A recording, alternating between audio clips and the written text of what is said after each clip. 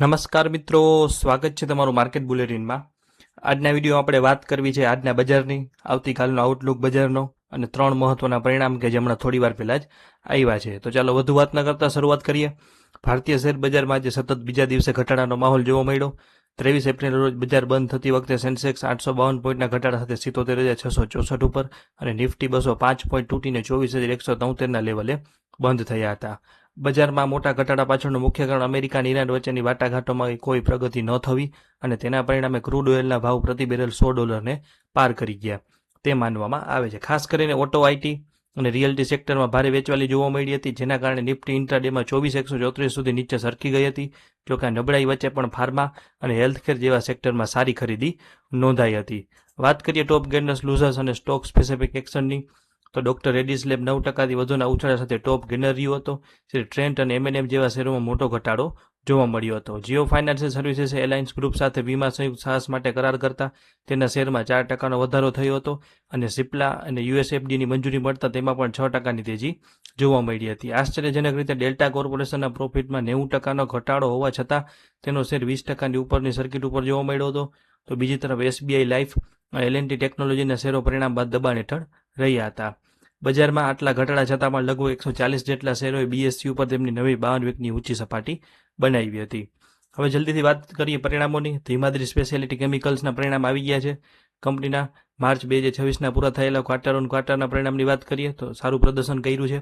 December 2025ના ક્વાર્ટરમાં કંપનીની આવક 1183 કરોડ હતી, જે આ ક્વાર્ટરમાં આશરે 8.8% વધીને 1287 કરોડ થઈ ગઈ છે. નફાની વાત કરીએ તો કંપનીનો ચોખ્ખો નફો 192 કરોડથી વધીને 207 કરોડ થયો છે, જે આશરે 8%નો સુધારો દર્શાવે છે. આ ક્વાર્ટરમાં કંપનીના ઈપીએસમાં પણ વધારો થયો છે, જે 3.84થી વધી અને 3.98 થયો છે, જે રોકાણકારો માટે સકારાત્મક સંકેત છે.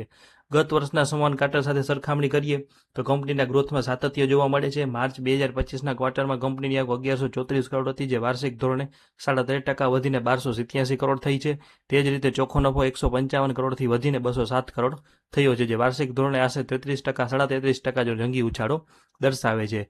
કંપની કાચા માલના ખર્ચ પર મેળવેલ કાબુ નફાકારકતા વધારવામાં મુખ્ય ભૂમિકા ભજવી રહ્યું તેવું દેખાય છે અને ઇબીટા માર્જિનમાં પણ સુધારો જોવા મળી રહ્યો છે, જે કેમિકલ સેક્ટરની આ કંપની માટે ઉત્સાહજનક બાબત કહી શકાય. આખા નાણાકીય વર્ષની વાત કરીએ તો કંપની ઐતિહાસિક પ્રદર્શન કર્યું છે. આખા વર્ષનો ચોખ્ખો નફો 555 કરોડથી વધીને 755 કરોડ પર પહોંચ્યો છે, જે આશરે 36%ની વાર્ષિક વૃદ્ધિ દર્શાવે છે અને વાર્ષિક આવક પણ 4,612 કરોડથી વધી અને 4,660 કરોડ થઈ છે. વાત કરીએ એનું નિષ્કર્ષ શું છે પરિણામનું, તો હિમાદ્રી કેમિકલ્સના પરિણામો ધારણા કરતાં ઘણા સારા અને મજબૂત આવ્યા છે. ખાસ કરીને ઓપરેટિંગ પ્રોફિટ અને વાર્ષિક નફામાં થયેલો મોટો ઉછાળો સૂચવે છે કે કંપની તેના સેક્ટરમાં મજબૂત પકડ બનાવી રહી છે અને સ્પેશિયાલિટી કેમિકલ અને લિથિયમ આયન બેટરીના મટીરિયલના વધતા જતા ક્રેઝ વચ્ચે આ પરિણામો શેરના ભાવ માટે ખૂબ જ પોઝિટિવ સાબિત થઈ શકે છે. કંપનીએ 0.80 એટલે કે 80 પૈસાના અંતિમ ડિવિડન્ડની ભલામણ પણ કરી છે. હવે વાત કરીએ બીજા પરિણામની, એટલે અદાણી એનર્જી સોલ્યુશન્સ. માર્ચ 2026ના પૂરા થયેલા ક્વાર્ટરમાં અદાણી એનર્જી સોલ્યુશન્સની કામગીરીમાં મિશ્ર પ્રતિસાદ જોવા મળ્યો છે. ડિસેમ્બર 2025ના ક્વાર્ટરની સરખામણીએ કંપનીની કામગીરીમાંથી આવક 6,729.65 કરોડથી વધીને 7,443 કરોડ થઈ છે, જે આશરે 10.6%નો વધારો સૂચવે છે. જોકે ચોખ્ખો નફો 574 કરોડથી વધીને 722 કરોડ થયો છે, જે ક્વાર્ટર ઓન ક્વાર્ટર આશરે 25.8%નો શાનદાર ઉછાળો દર્શાવે છે. કંપનીનો ઈપીએસ પણ આ ગાળામાં 4.60થી વધીને 5.79 ઉપર પહોંચ્યો છે, જે ઓપરેટિંગ કાર્યક્ષમતામાં સુધારો દેખાડે છે. ગત વર્ષના સમાન ક્વાર્ટર સાથે સરખામણી કરતા જણાય છે કે કંપની તેની આવકમાં વૃદ્ધિ જાળવી રાખી છે. માર્ચ 2025ના ક્વાર્ટરમાં આવક 6,374.58 કરોડ હતી, જે વાર્ષિક ધોરણે આશરે 16.60% વધીને 7,443.27 કરોડ થઈ છે. જોકે ચોખ્ખો નફો ગત વર્ષના 713 કરોડની સામે મામૂલી વધીને 722 કરોડ થયો છે. ઇબીટા લેવલે કંપનીએ સ્થિરતા દર્શાવી છે, પરંતુ ફાઇનાન્સ કોસ્ટ એટલે કે વ્યાજનો ખર્ચ 826.17 કરોડથી વધીને 954 કરોડ થતા નફા ઉપર થોડુંક દબાણ જોવા મળ્યું છે. તેમ છતાં રેગ્યુલેટરી આવકમાં થયેલા પોઝિટિવ મુવમેન્ટના કારણે કંપનીએ નફાકારકતા ટકાવી રાખી છે. આખા નાણાકીય વર્ષની વાત કરીએ તો કંપનીના ગ્રોથમાં મોટો ઉછાળો જોવા મળ્યો છે.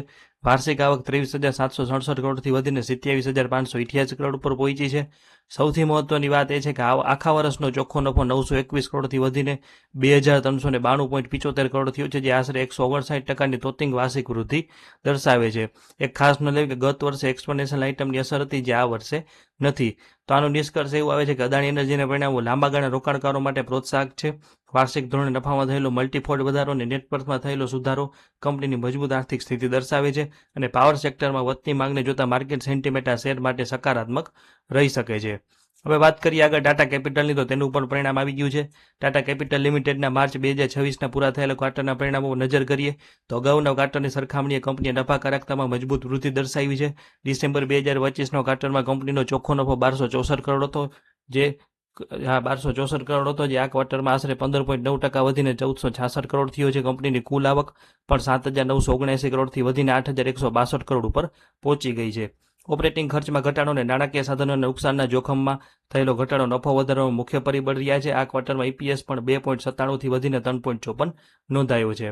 ગત વર્ષના સમાન ક્વાર્ટરની સરખામણીમાં કંપનીએ શાનદાર પ્રદર્શન કર્યું છે. માર્ચ 2025ના ક્વાર્ટરમાં ચોખ્ખો નફો 999.81 કરોડ હતો, જે આ વર્ષે વધીને 1466 કરોડ થયો છે, એટલે કે નફામાં વાર્ષિક ધોરણે 46%નો તોતિંગ ઉછાળો જોવા મળ્યો છે. કુલ આવકમાં પણ 7,508 કરોડથી વધીને 8,162 કરોડ સુધી નોંધાઈ છે. કંપની તેની ઓપરેટિંગ ક્ષમતામાં મોટો સુધારો કર્યો છે, જેના પરિણામે નેટ પ્રોફિટ માર્જિન 14%થી વધીને 18.41% ઉપર પહોંચ્યું છે, જે NBFC માટે ખૂબ જ પ્રશંસનીય કહી શકાય. સમગ્ર નાણાકીય વર્ષની વાત કરીએ તો ટાટા કેપિટલે નવા શિખરો સર કર્યા છે. વાર્ષિક ધોરણે કંપનીનો કુલ ચોખ્ખો નફો 3,655 કરોડથી વધી અને 4,890 કરોડ થયો છે, જે આશરે 33%ની વાર્ષિક વૃદ્ધિ દર્શાવે છે. અને આખા વર્ષની કુલ આવક પણ 28,369 કરોડથી વધી અને 31,582 કરોડ થઈ ગઈ છે. ટાટા કેપિટલના પરિણામો અત્યંત મજબૂત છે. કંપનીને નેટ પ્રોફિટ માર્જિન અને એસેટ ક્વોલિટીમાં સતત સુધારો જોવા મળી રહ્યો છે. અને ટાટા ગ્રુપની વિશ્વસનીયતા અને મજબૂત ફાઇનાન્શિયલ આંકડાઓ જોતા રોકાણકારો અને ક્રેડિટ માર્કેટમાં કંપની પ્રત્યેનું સેન્ટિમેન્ટ ખૂબ જ તેજીમય રહી શકે છે. અને કંપનીએ 0.57 પૈસાના અંતિમ ડિવિડન્ડની પર ભલામણ કરી છે. આ વાત કરી પરિણામની. હવે આપણે વાત કરી લઈએ આવતીકાલના માર્કેટ આઉટલુકની.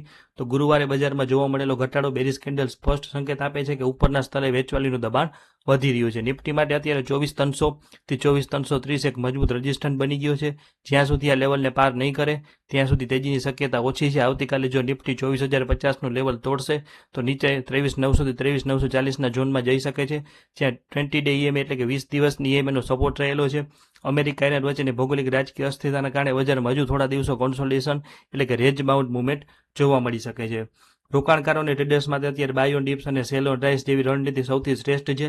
24,000 થી 24,600ની રેન્જ આવતા અઠવાડિયે હતા મંથલી એક્સપાયરી માટે ખૂબ જ નિર્ણાયક સાબિત થશે. ખાસ કરીને ફાર્મા સેક્ટર અત્યારે ડિફેન્સિવ પ્લે તરીકે ઉભરી રહ્યું છે અને તેમાં રોકાણકારોની ખરીદી જોવા મળી છે.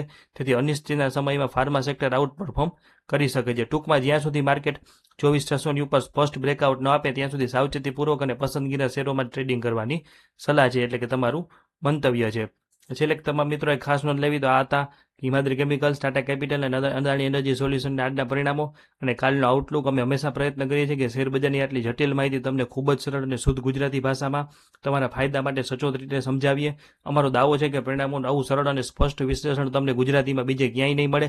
જો તમને અમારો પ્રયાસ અને માહિતી ખરેખર ઉપયોગી લાગી હોય તો આ વિડીયોને ચોક્કસપણે લાઇક કરજો, તમારા ગુજરાતી રોકાણકાર મિત્રો સાથે શેર કરજો અને શેરબજારની આવી અપડેટ સરળ ગુજરાતીમાં જાણવા માટે આપણી માર્કેટ બુલેટિન ચેનલને હમણાં જ સબસ્ક્રાઇબ કરવાનું ભૂલશો નહીં અને બેલ આઇકોન જરૂર દબાવજો. અને જો તમે કોઈ ચોક્કસ શેર ઉપર પરિણામનો વિડીયો બનાવતા ઈચ્છતા હો તો કોમેન્ટમાં જણાવજો. આગળ પણ જે પણ મિત્રોએ કોમેન્ટ કરી છે તેમના વિડીયો પણ આપણે 1 by 1 બધા બનાવશું. અને છેલ્લે ખાસ નોંધ લઈ કે વિડીયોમાં આપેલી તમામ માહિતી માત્ર ને માત્ર શૈક્ષણિક અને જ્ઞાન મેળવવા માટે છે. શેરબજારમાં રોકાણ હંમેશા જોખમને આધીન છે.